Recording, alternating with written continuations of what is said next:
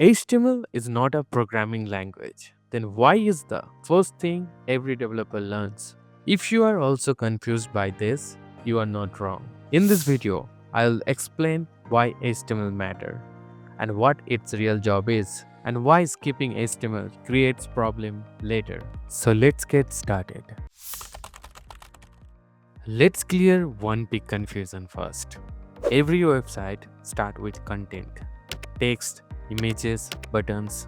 HTML's job is not logic. HTML's job is to give structure to content. Programming languages control behavior, logic, and decisions. HTML is not a programming language. It is a structural language.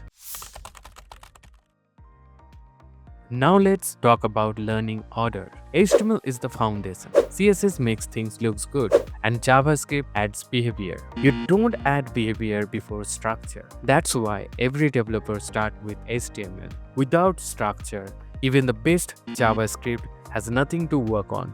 HTML is simple, but it's not useless. Once you understand structure, everything else becomes easier. If this video helped you to understand about the HTML, like this video and subscribe my channel. And if you have any feedback, you can share with me in the comment section.